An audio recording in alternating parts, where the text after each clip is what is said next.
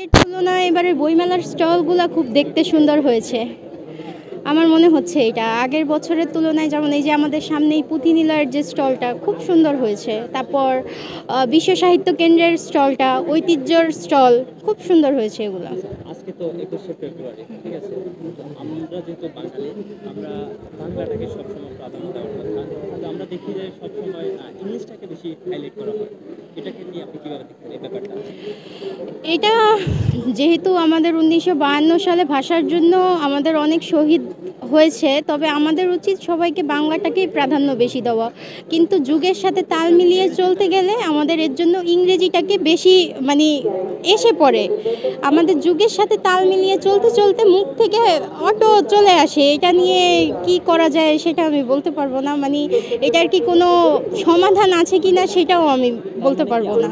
এটা ধরে নেব যে আমাদের যে মাতৃভাষা আসলে এটাই বিলুপ্তর পথে। না, বিলুপ্ত হবে না, কখনোই সম্ভব না এটা। যেহেতু আমরা প্রতি বছর মহান 21শে ফেব্রুয়ারি খুব আহ, অনেক সুন্দর করে উদযাপন করি, তো বিলুপ্ত হওয়া কখনোই সম্ভব না। এটা কি এমন না যে শুধুমাত্র একটা নির্দিষ্ট দিনটাকে কেন্দ্র করে আমরা উদযাপন করি, এর বাইরে আর কোনো চর্চা হয় না বা এটা নিয়ে? তবে গত বছরের কারিকুলাম বলেন বা শিক্ষা ব্যবস্থার কথা বলছি আমি, তো এই বছর শিক্ষা ব্যবস্থার কথা বললে আবার দেখছি যে আমাদের বাংলা ভাষাটা মনে হয় না বিলুপ্ত হওয়ার পথে বা হবে, সেটা আবারও ফিরে আসবে, বারবার ফিরে আসবে। আপনি কি একটা 60 সেকেন্ড বাংলায় বলে দিতে পারবেন আপনার সম্পর্কে? চেষ্টা করে দেখা যাইতে পারে।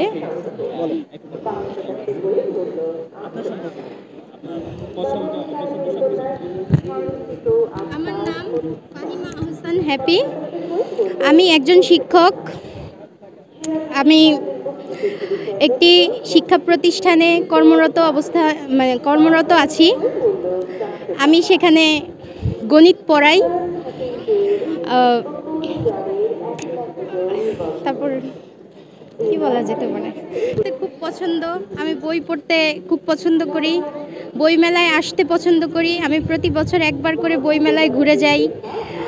আমার বিভিন্ন লেখকের বই খুব পছন্দ।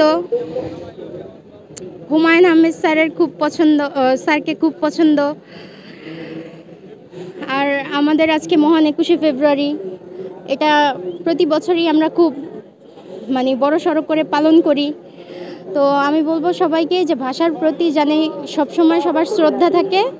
আর আমাদের যে ভাষা, এটা সবাই জানি বাংলা ভাষাটাকেই বেশি চর্চা করে অন্যান্য ভাষার চাইতে।